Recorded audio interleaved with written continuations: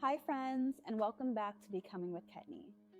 Today, I want to talk about what it's like to grow up between two worlds and how to handle that. I'm going to personally pull from my experience of being a first generation Haitian American, but even if you're not Haitian American, I do believe you'll be able to recognize a lot of these feelings. You know, the feeling of having to balance the two, or the pressure, or even the self questioning and the beauty that comes with walking between these two different spaces that are both equally important in your life, but you may not be able to 100% identify with one over the other.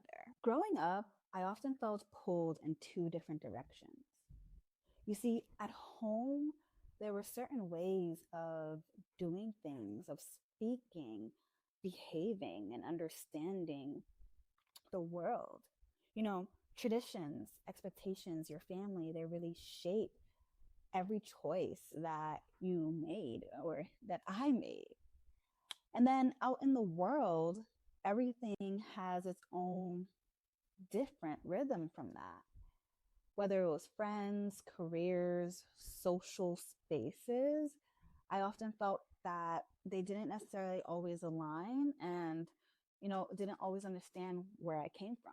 For me, it sometimes felt like I had two different versions of myself, one that fit nicely in my family's world, and another one that was trying to find her place in the larger world outside of that. And if I'm being honest, that was confusing at times. It was hard for me to not really question, you know, am I doing this right? Or which part of me is enough?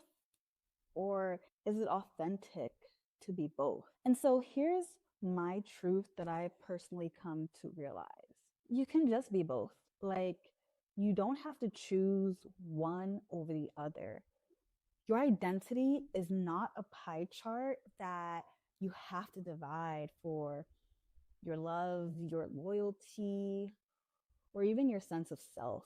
You're allowed to carry multiple pieces of yourself and have them all coexist. Part of becoming is learning how to honor all pieces of yourself without having to feel guilt, weird, shame, or even compromise one over the other. And sometimes it's about finding little rituals or practices that help to, you know, ground you. The music, the language, the food, the memories, things that remind you where you came from while you step into who you're becoming. And what I love most about this process is that it's universal. Many of us from immigrant families or multicultural backgrounds, we're just complex upbringings, know what it feels like to just feel between. But I just want to say that it's in that in between space that you sort of get to create your own sense of home. Or another way to phrase it, you get to create your own version of becoming and your own version of belonging. If you're listening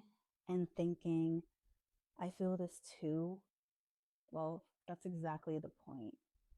You're not alone. I felt that way. So take a moment to reflect. What parts of yourself are you carrying to fit into different spaces?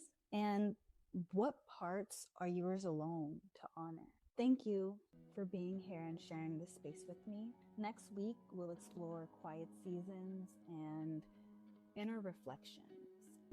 Like, how is pausing and listening to yourself, how that can be some of the most powerful steps of your becoming.